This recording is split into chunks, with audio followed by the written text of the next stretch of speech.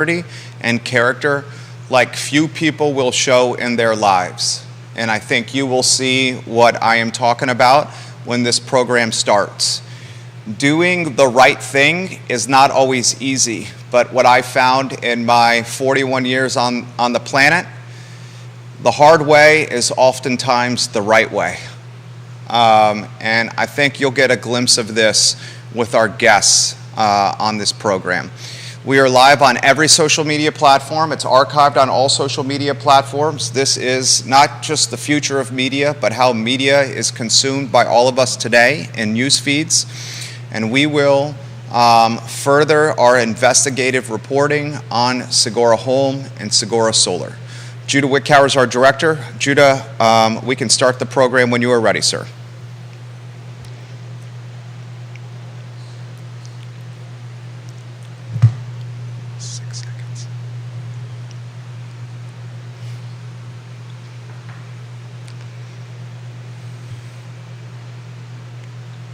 Good Friday afternoon, guys. My name is Jerry Miller, and this is the I Love Cville show. Thank you kindly for joining us. We're live in Charlottesville, Virginia, in downtown Cville.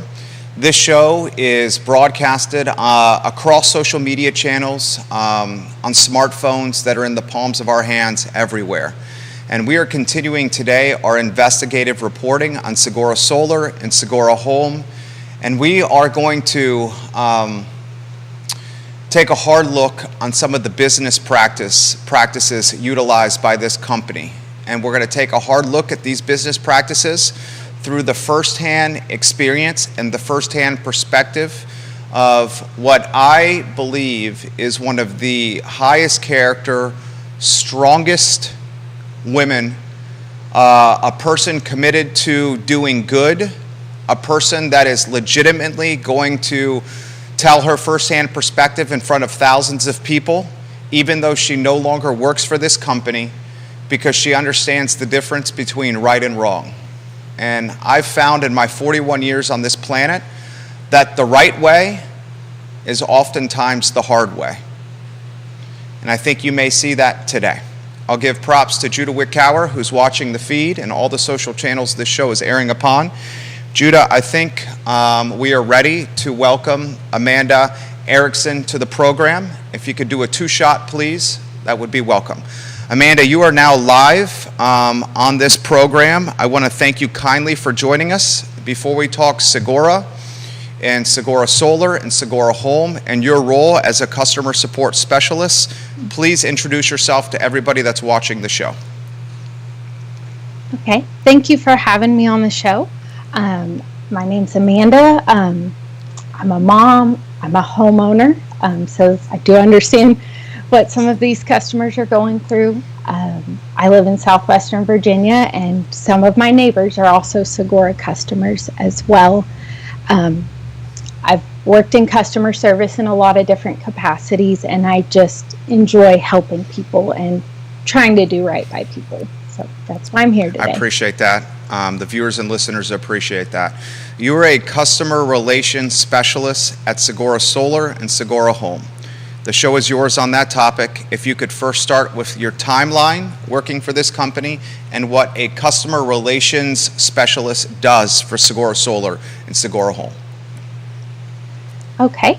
I started there in August of 2021, and I departed January of this year. As a customer relations specialist, we had a few different titles during the course of my time there, so I don't even remember all of the titles, but they did essentially the same job. So we would take any incoming customer request, people calling just about anything, but then also the new sales. Once they left the salesperson, we took over from there and helped the project along. So usually if someone was in contact with the customer, it was someone in my role. I can already tell in the short time on this interview and our time on a previous phone call that you have this pleasant nature that is perfect for customer support and customer relations. Basically talking with folks on the phone. You have a calming demeanor, which I'm sure you've heard before, that probably is utilized often when dealing with folks of varying degrees of emotional phone calls and emotional perspective. First, put in perspective why you took the job at Segura Solar and Segura Home. Well, I took the job after actually contacting them about getting solar for my own home. And the sales rep ruled me out as a good candidate. So I was like, wow, a sales rep turning away a willing customer. I was very ignorant about solar at the time. And, I just thought, slap it on my roof. It'll be great. So I thought that was really honorable. And that's what drew me to the company. And yes, some sales reps are like that, but unfortunately there are some that aren't as honorable as he was. If you could put in perspective your initial job description and job duties when you started at the firm, Segura Solar and Segura Home, and your initial impressions as your first stages working with the company. Initially, it was really good. It seemed like they were trying to expand customer service. I think I was the third person at that point, and then they hired a few more quickly after. So they went from 2 customer service people up to 6. But then about November of that year, things started going downhill. And in my time there, I think there were 3, maybe 4 rounds of layoffs. So it seemed like when I first got there, they had the good intentions of trying to have a better customer experience, and then things just went sour. You mentioned in November of 2021, things went downhill and sour. Put that in perspective for us. Well, that was largely due to a migration between Salesforces. We were using one type of Salesforce, migrated to a new one, and it brought the company essentially to a stop. It seemed like we just weren't able to function, so that made things really difficult. I remember over Thanksgiving, I was with my family stressing the whole time because I couldn't figure out how we were going to function and carry on. And that goes along with previous reporting that we've done on the show, where Segura Solar and Segura Home had looked to create a customized software. The macro or big picture of this company was to create a customized software that they could then license to other solar companies. However, if anyone has software experience, they know this. When you're developing software, essentially a customer relationship management system that integrates with sales personnel and technicians and the C-suite and the customer support, this is an extremely heavy lift. This is an endeavor that companies do not really want to do on the fly because of what Amanda has describing. So in November, you start seeing this new software roll out, and this new software was far from seamless. Give us the flip book of what is happening next as the software starts creating the potential beginning of these problems. Well, I can't speak for other departments because I don't have the insight on there, but I know our department, suddenly we didn't know where the projects were in the stages. We had to create an Excel sheet and throw our projects on there to try to keep up with tracking. And that was extremely difficult, but it got us through. I can't speak to what other departments were going through, though. When you start heading into 2022, first quarter of 2022, what'd you start seeing as a customer support specialist? Well, things were getting better as the software was improving and they were working out kinks.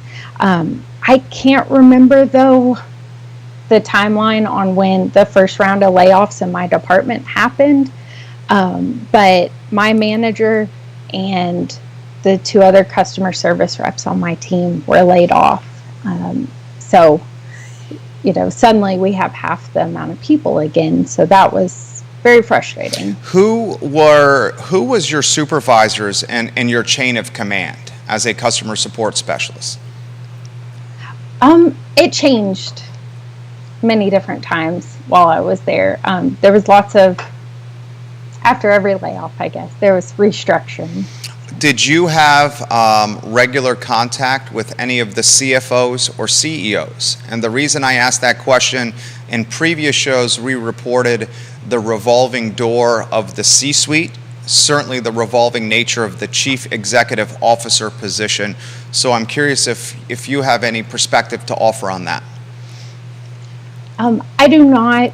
I was at the bottom of the company, essentially. I do know there was a revolving door on CEOs. At the time I left, during the 18 months I was there, we had 2, and I guess maybe 3 if you count the owner, if he was acting as one. I'm not really certain on The that. owner, we've discussed on the program, Andy Bindia. We, on a previous show, discussed the ship on the coast of Haiti that capsized, a ship that was insured for travel along the Florida coastline that was instead traveling in Haitian waters, a ship that led to the death, a capsizing ship that led to the death of people, which is documented online, and then his pursuit of trying to recoup the damages from a financial standpoint through the court infrastructure and court systems with attorneys and lawsuits. Andy Bindia, any perspective you can offer on the founder of this business, who has been documented through publications like Inc. magazine as a Romanian immigrant who came to the United States with a limited money from a scholarship academic, a beat-up Honda Civic, and a goal to try to revolutionize the solar industry. I have never met him myself or had any direct interaction, outside of company town hall meetings where he was speaking to us. So I can't speculate on what's going on there. About all I can say on that is it seems like you have all of these CEOs coming in and out, but the problems are still there. So I can't speak at the top of what was going on up there, but it seems like there's a pattern, and even when you change them, you still have the same owner and the same problems. I respect that answer. Some of the common themes of the phone calls that you were receiving as a customer support specialist, what were you hearing from Segura customers? Towards the end, I was getting a lot of tech support calls because tech support had been reduced down to one person answering the phone. So I was trying to help him as well. And these customers, they would have to be rescheduled multiple times because we didn't have techs in the field, or they would get laid off and now the person who was scheduled wasn't there anymore. So just a lot of desperate people wanting to get their system worked on. I'm also hearing from those desperate folks.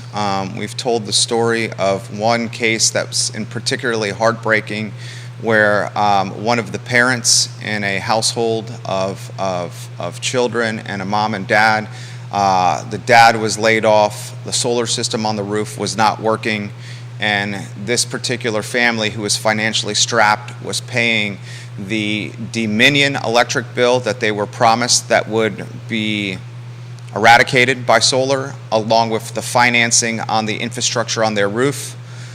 Because the dad was laid off, they looked to sell their home, and as they looked to sell their home, they were unable to do so because the solar infrastructure was not functioning and had not been for an extended period of time. When a customer calls in with an issue or a complaint, what was the process for dealing with that issue or complaint, and how was it followed up upon? If it was something, so not tech related, because they would handle those. If it was anything else, we would try to resolve it ourselves.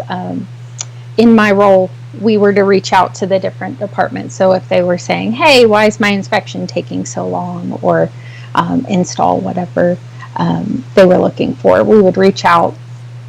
But towards the end, when I was there, so many people had been laid off, even in the permitting department and the inspection department, it was getting difficult to even get people to install. And part of the reason I left is I felt like I was not able to resolve anything for customers. I was just sitting there saying, yes, we're doing our best. We're going to try to get this fixed for you. But I had no solutions.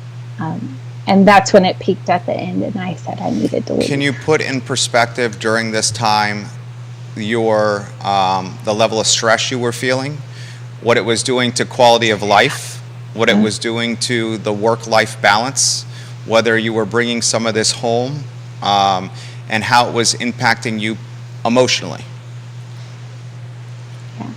Well, I was suffering from very bad migraines during that time, which I do not suffer from now that I've left. And then also, towards the end, I would hang up on the calls with the customers, and I would bawl my eyes out, get myself back together, hop on the phones again. And it was just heartbreaking because there was nothing I could do to help these people. And they were just getting angrier and more emotional. It was sad because a lot of them would say, we get you didn't do this to us, Amanda, but we hate your company. And that just didn't sit right with me. It was really hard. The emotions, I'm seeing them a little bit now with you. And the reason I highlight that is because I think it speaks to your heart and your commitment to good and integrity and character. I would imagine from the time we have spent in this interview and then our phone call earlier in the week and some of our text exchanges that you had this professional and personal crossroads where there's a paycheck and then there's a commitment to doing good by people. Can you put that crossroads in perspective for us? Yes. So I want when I work somewhere to feel like I'm helping the planet, helping people. I don't want to feel like the evil person in the room. And by the end of my time at Segura, that's what it felt like. You know, I was propping up and assisting this bad guy that was hurting people, hurting families. Some of these customers had become like friends of mine. You know, they would call me and we would chat about their garden. They would ask about my daughter and things like that. So it's really hard to know that some of those people are now suffering or will suffer if their system stops working and they can't get it. That's a good follow-up to the next question. Who is ultimately responsible for dealing with the maintenance and the repairs and the callbacks? So if a system does not work, what happens? What's supposed to happen is that the customers could call into technical support. They schedule someone to go out. If they need to order the parts, they handle that. All of that should be from Segura, but unfortunately, they weren't able to keep up with that with the level of staffing. What were the common complaints on the calls? Are you asking for people that were already installed or people trying to get Well, I guess that's install? a two-part question. How about folks that were already installed and those that were looking to get installed? Okay, for those that were already installed, if it was technical support, it was usually how long it would take. You know, they're looking at 2 to 3 months, if not longer, to get a tech to resolve the issue. Sometimes with installed people too, there would be the issue of, hey, we're told we were going to get this giant tax credit. It comes tax time and they're not eligible for it because they don't have a large tax liability. And that was hard to explain to people that are paycheck to paycheck that no, there's not thousands of dollars coming in. And then for people trying to get to install, that was really hard because, you know, people come into solar excited. They want to help the earth. They want to save money for their family. And then what should be a smooth process is dragging on and becoming painful for them. And it doesn't need to be that way. I even had customers who were on their second solar install, the first one with a different company in a different state. And they were like, I know it can be better than this. Why is this so difficult with you all? What were you aware of the were you aware of the leaks and the damages that were happening to folks to their houses? I've had a number of folks that reached out to us, and it's almost in different buckets. One bucket was they're selling us on a system with a warranty, and then the warranty is not being honored. The second bucket is our system is not working at all, and we can't get any maintenance people out here to fix it, so we're paying the financing on the Segura with the loan we took, and we're also paying a Dominion electric bill, so we're getting hit twice.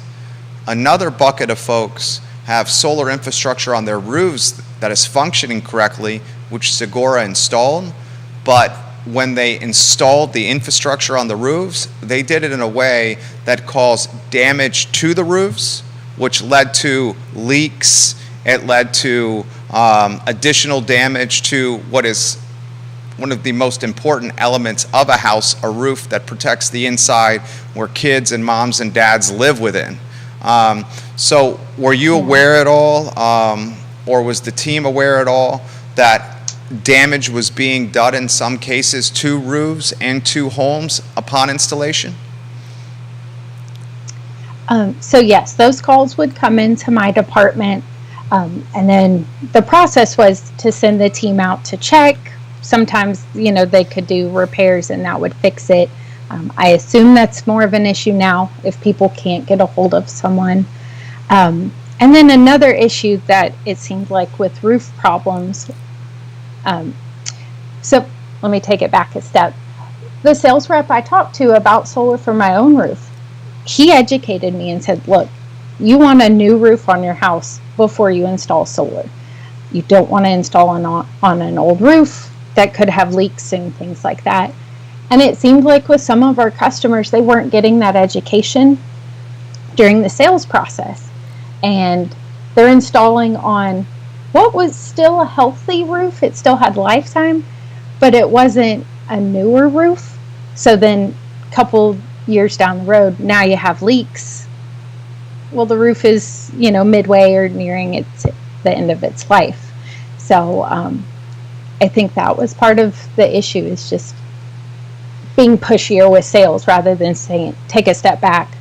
Let's make sure your roof is really healthy. Maybe you need to replace that first. I want to give you some insight into the magnitude of who is watching here. Folks watching in Bozeman, Montana, and New Jersey. Folks watching in Georgia, Tennessee, in Texas, and in Pennsylvania, in West Virginia, in North Carolina, in South Carolina. Southwestern Virginia is very well represented here. Central Virginia and Northern Virginia, Richmond watching the program, and those are just a few of the jurisdictions and the states on our heat map. I am so grateful for your time and courage. I got a couple other questions for you. What was the work environment like? Maybe give us the flip book from when you started to when you finished. Well, for the people I worked with directly, they were good people. They were trying to do right by the customers and help. It seems like the issues with the company, I don't know what caused it to go so bad, but it seems like it was coming more from the top. Because I can tell you the people on the bottom, my managers, the people in tech, the people in inspections, they were all really hardworking and had a goal of helping the customers. So I don't know where all the issues are. I'm, not a business person, but whatever issues they're having at the point I left, I don't imagine that they've gotten better in the past 5 months. Here's a tough question for you. Did you recommend Segura to friends and family? And the follow-up is, if you did or did not, how do you feel about it now? I did not. When I first started working here, I was giving them some time, seeing how I felt. And then when things started going sour, I didn't feel right recommending to friends or family. I live in a small town too. So, if I recommended it to someone in my town, I could have everybody with pitchforks outside my house. And I did not want to do that. And I didn't want it on my conscience either. That speaks to her character, folks that are watching the program. If you could offer some insight into the warranty process, perhaps, maybe how the panels are installed, just some of the behind the scenes X's and O's so the viewers and listeners can learn a bit about that. Yeah. So the warranties, you have the workmanship warranty, which is what Segura offered. And that was saying, hey, we'll come fix it if there's any issues for this amount of time. And then there's the manufacturer warranties.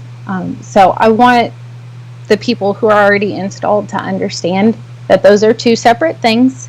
And even if Segura is not answering, they can call their manufacturers and try to get diagnostics done, maybe get the parts shipped to their house, and then they could call an electrician or a solar install to install those parts.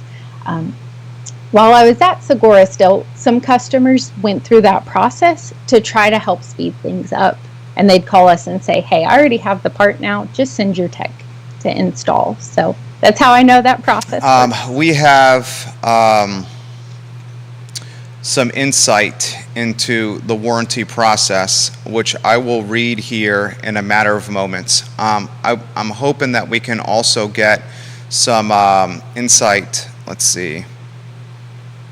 some insight into the tax credit language and or how it was positioned and or what you have heard from customers about these tax credits. For the tax credits, in the contract, I feel like it was pretty clear of, hey, this is, you may or may not get the tax credit. But these contracts are many, many pages. I don't think a lot of people read them in depth.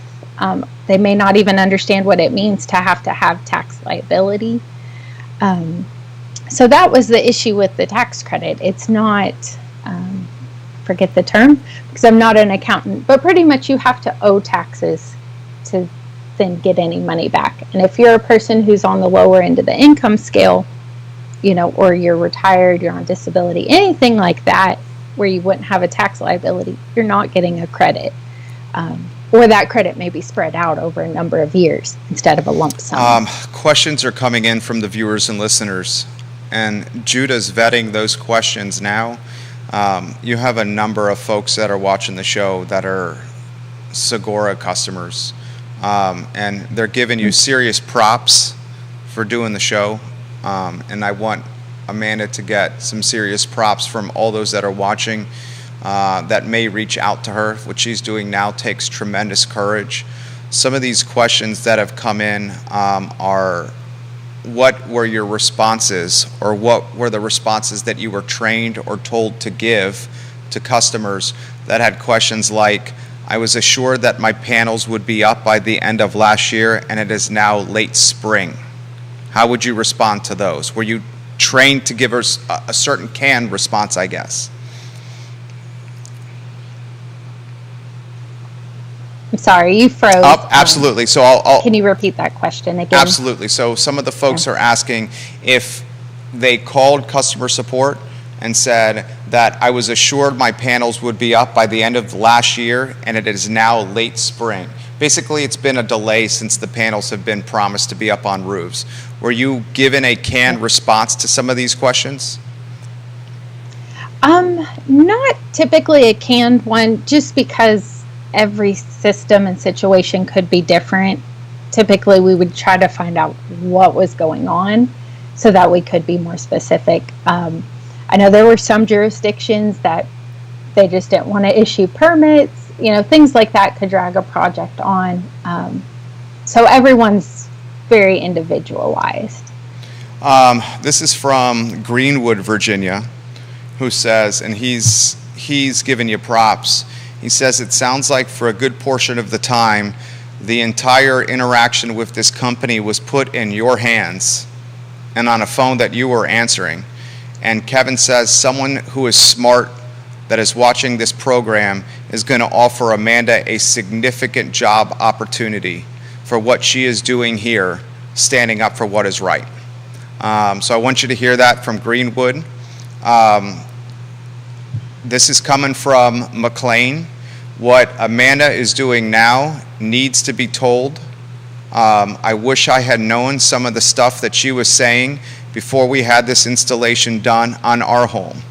Please tell her thank you, and please also tell this company F you. This comment has come in. Were you incentivized in any capacity at all to get a message across to customers? No. I'm trying to think if we ever even received any bonuses or anything like that. So no financial incentive, if that's what they're asking. I would say our department, my managers were really good about, the contract gave you like 3 days to cancel. They were pretty good about if there was something just not right, letting people out.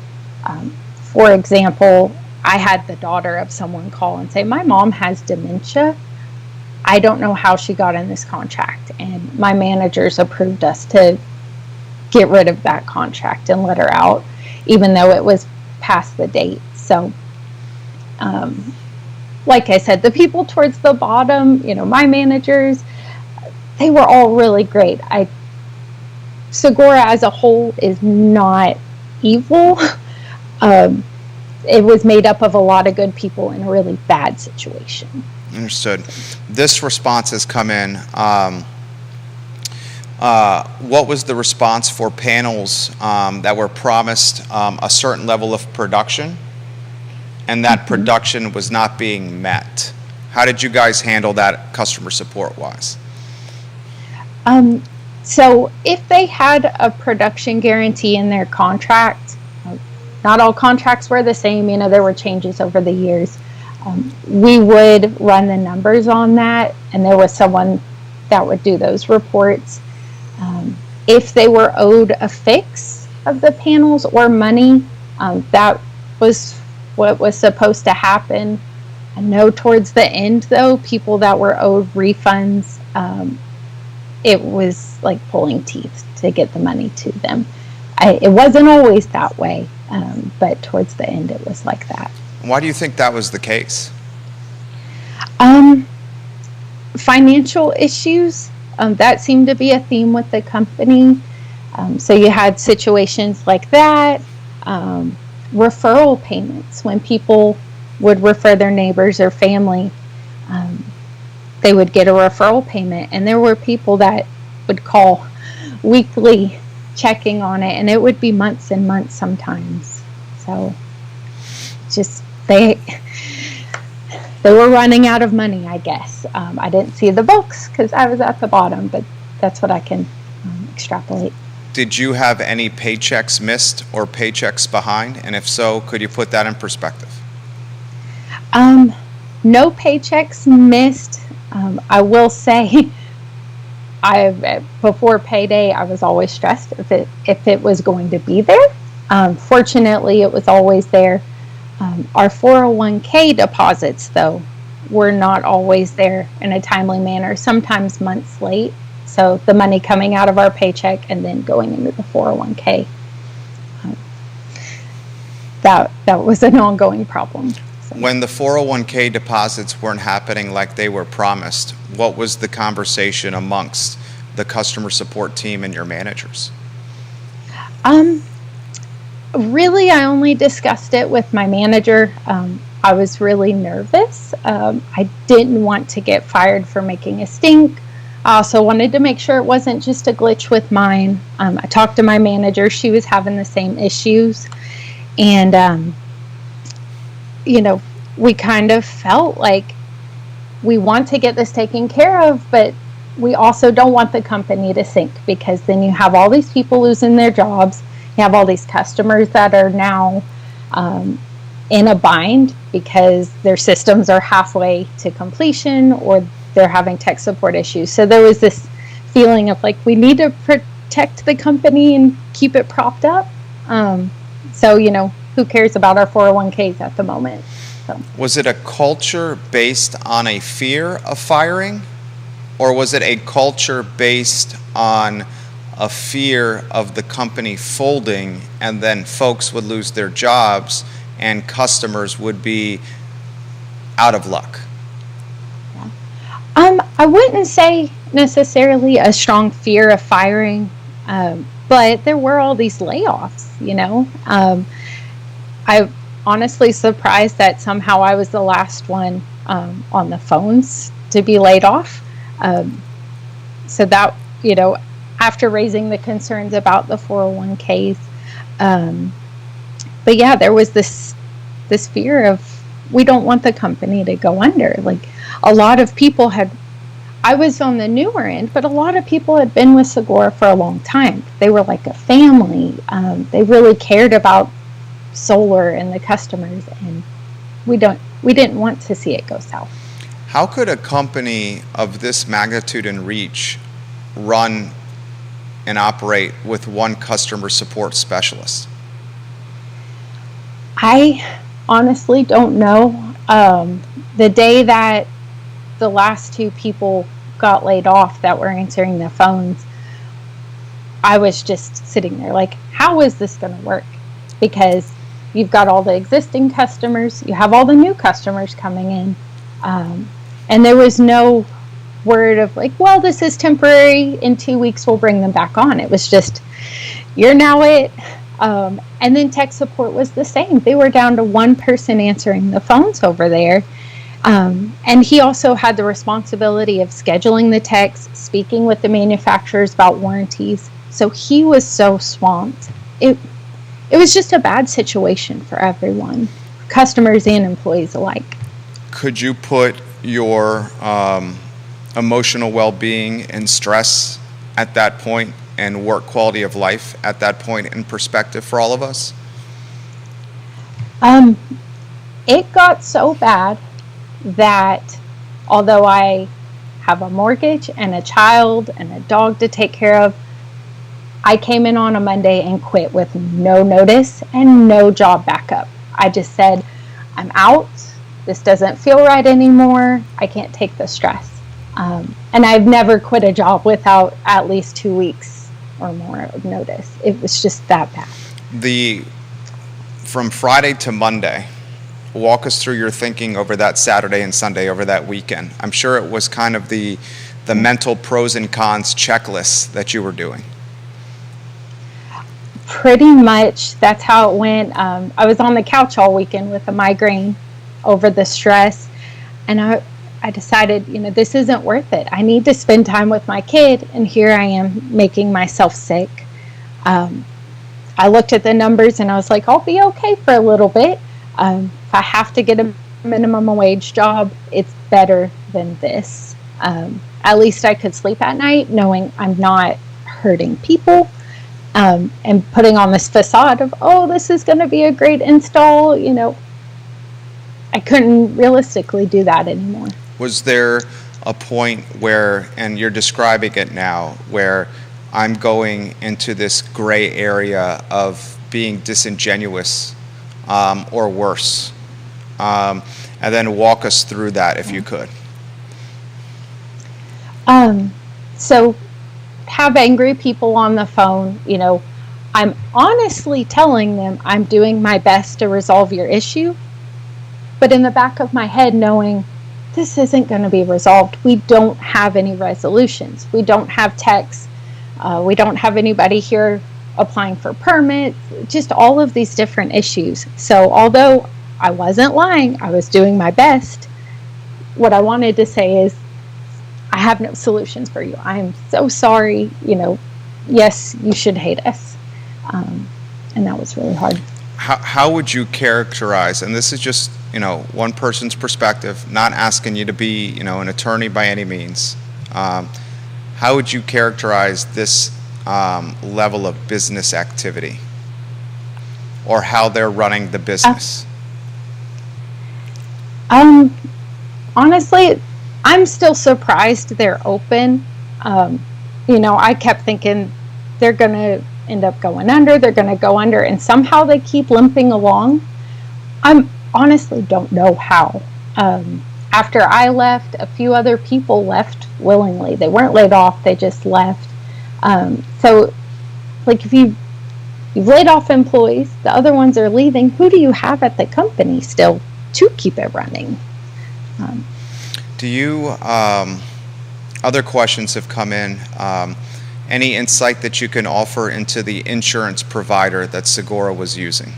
I've heard from team members within the company that there were times, and this is word that has been passed to me from other team members at different levels of the professional totem pole, that there were times the company was legitimately operating without business insurance. I can't speak to that. I wouldn't have my hands in the insurance at all or know if they were or were Understood. not. Here's a follow-up question from Richmond. Are all the installers in the company Segura employees, or is it subbed out the installation to others? So there's the one main installer. It's technically a separate company, but they do most of the installs within this area. So Virginia, I forget which other states, but the ones kind of in this part of the East Coast.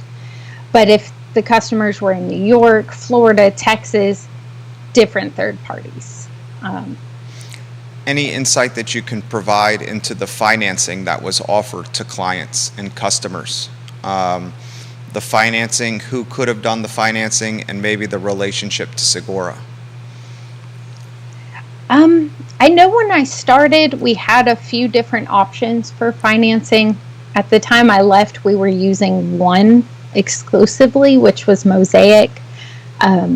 As far as the terms that people were getting and the percentages and things like that, that's more in the sales rep realm.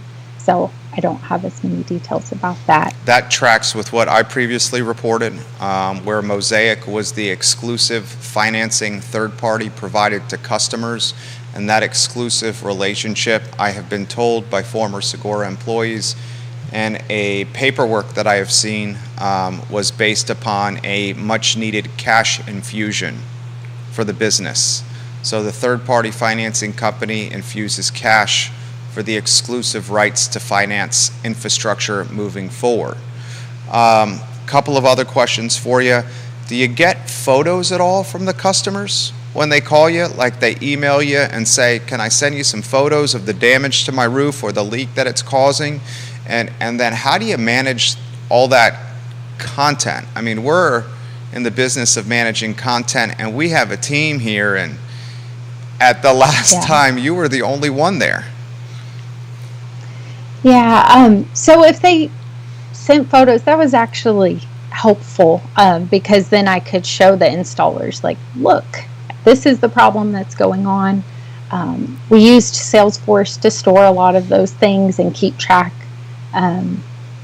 So yes, there were lots of emails and contacts going back and forth, but that was typically helpful when they would send those. Here's the tough part is I am a solar proponent, and I know you're a solar proponent, and I am a husband and a father, and I would imagine, Amanda, like you, we want to leave this world in a better place than we arrived for the betterment of our kids. You know, I just want our boys to be in a better spot than my wife and I are in, which sounds like it's you. So like the tough part here is we don't want to stigmatize solar or going green. It's so difficult to navigate this crossroads of, and I'm choosing my words very carefully here, I'll call it shady business practices without stigmatizing the industry in totality. Can you help me unpack that from your perspective? Yeah, I feel the same way. I love solar. I still think it can be good. Where I see a big problem is this idea of solar's good for everybody, which isn't true. Not all houses are oriented or built in a way that's good for solar. People's financing situations are very different, and that's not always good for solar. And And what you see a lot of times is just, hey, there's these government incentives, solar isn't as expensive, slap it on your roof, and it's good for everybody. And that's just not the case. For the people it is good for, it's great. Customers would call and they would say, I haven't had an electric bill in forever. And then you have some that they didn't have that same experience and it's costing them more money. So it's not a one size fits all. Do we think and this is just two people talking here, and I don't profess to be an expert, but it seems like the level of regulation in this industry is just not where it needs to be. Maybe it needs some more oversight at the federal level, but the things I'm hearing almost in a lot of ways sound like the Wild West. A Wild West kind of predicated on bait and switch practices and backroom dealing and a revolving door of executives and a delaying of retirement contributions. I've had a couple dozen employees reach out to me that say that they were behind on getting their paychecks to the tune of a month or more. I've had vendors, and I'm in this boat, they struck a partnership with us where they asked us to promote their goodwill on this network. They owe us just under $7,000. I have correspondence with the current CEO, and he's saying he's doing the best he can, and that's all he's responding to. It's just this just seems like a space in an industry that is so lacking regulation that it allows gray area business practices to flourish and blossom. Yeah, absolutely. And I think too, solar's still new to a lot of people, so they don't know, what to look into, what to Google. Similarly, when I first contacted Segura and that sales rep, he took so much time to educate me about why solar wasn't good for me. And I am so grateful, or I would be like these customers and, have solar installed on a roof that started leaking, solar underneath some shady trees, things like that, things I didn't know about before I got into the industry. And then I started learning.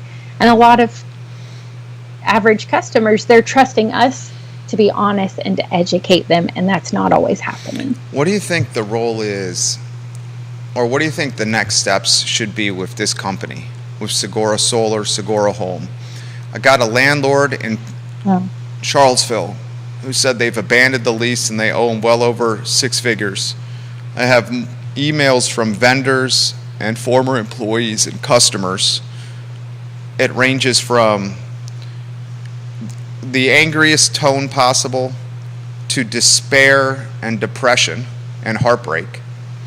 I have a family in Richmond that has been pursuing a lawsuit for an extended period of time, and other families looking to get in the lawsuit game. I mean, what is the role of, say, Commonwealth attorneys? What is the role of Commonwealth's attorney in Charlottesville or Albemarle or where you're from, and these various jurisdictions where this kind of practices are happening? Yeah, I'm not an expert on any of that, but it does seem like there's a void for protections around this. Just because solar, although it's been around for decades, the boom in solar is new. You have these companies starting up, they don't have a lot of history, and then when they're gone, their customers are left with this expensive equipment that not just anybody can work on. So we definitely need more protections. But, we saw a similar case. I don't know if you've heard of Pink Energy. They were a large solar company that went out of business. Towards the end of my time at Segura was during that time, and Pink's customers were calling us for help to help service their system. And we're, of course, turning them away because Segura was bombarded with their own, but I don't know how many thousands of customers Pink had, and they were having a similar issue. So not every solar company is like these two, but there needs to be some type of protections. I'm so grateful for your time. I'll just ask you a couple more questions to close. I think it would be important for us to emphasize the warranty piece that came up, that while customers may think their infrastructure is directly associated with the Segura warranty, there's actual manufacturer warranties that could help them. Maybe we reiterate this so this stays out in the news cycle. Yeah, absolutely. So if your system's not working, go look at the box that's outside. It likely says either Enphase or SolarEdge. You can contact those companies. They can probably do some diagnostics. A lot of issues with solar, when it's not working, can be resolved by restarting the system, similar to your computer. SolarEdge or Enphase can walk you through how to do that. There's also resources online, but don't wait around for Segura to fix the systems. Contact those manufacturers if you need to and get help. They are quite more responsive. I'll close with this. Jude and I are counting right now what appears to be nearly 100 individual people watching the program that are thanking you and giving you props and giving you kudos for courage and for doing the right thing and offering them help and guidance. So I'll close with this. How does that make you feel? And then any closing thoughts that you want to offer the viewers and listeners? That does make me feel good if I can help people that are in this bad situation. I do still carry guilt that I was a part of it at all. I wish I had never worked for them, but what is done is done. And I just hope going forward, everyone gets the help that they need. And if new customers choose to move forward with Segura, just be cautious, get copies of all your contracts, prepare yourself, so that you can make sure you have a better experience if that's possible. Amanda, thank you. I am grateful. It wasn't easy to do this, and I know there was some long thought that you put into it. So thank you for the time and the insight and the perspective and the courage. And I think you have so much karma heading your way. I wish you the best. Thank you. Take care. Amanda Erickson, former Segura customer support specialist on the I Love CVille show from southwestern Virginia.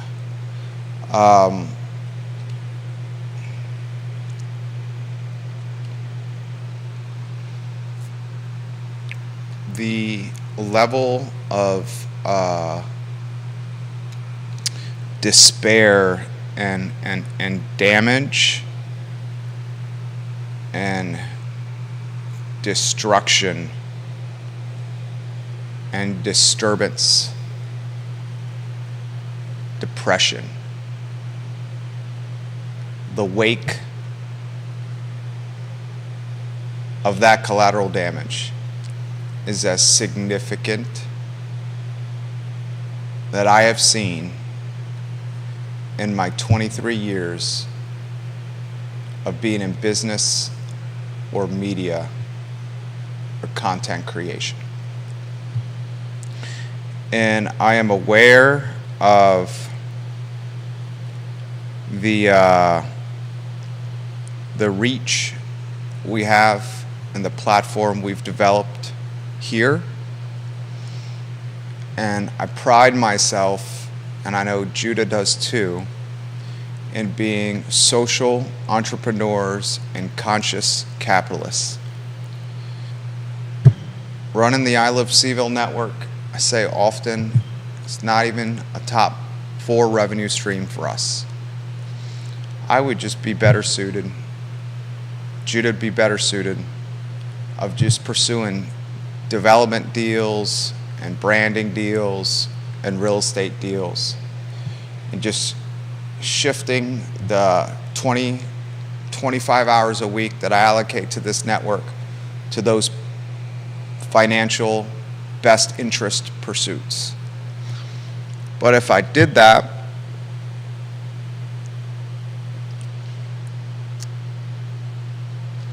I would not be able to sleep at night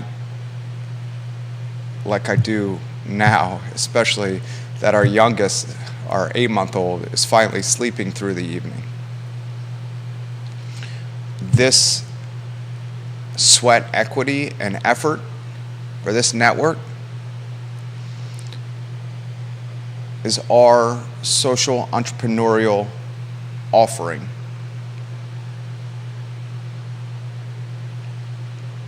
We cannot just use God-given talents for personal and financial gain. And Amanda is a microcosm of that. She did not have to spend 50 minutes with us on this talk show, but she did because she knew it was the right thing to do. And now, through this network, through Judah's work and my work and Amanda's work and all the customers and vendors and former employees that have reached out to us, we've done a really good job of papering the digital trail. And papering the digital trail means what shows up online when you do a search for a brand. Now it's up to you, the viewer and listener, to decide what you want to do. Amanda gave you significant advice and very good perspective on the warranties, the manufacturer warranties. That would be a path to consider. And I would hope that the Commonwealth's attorneys that watch this program, and there's many of you that do, I would hope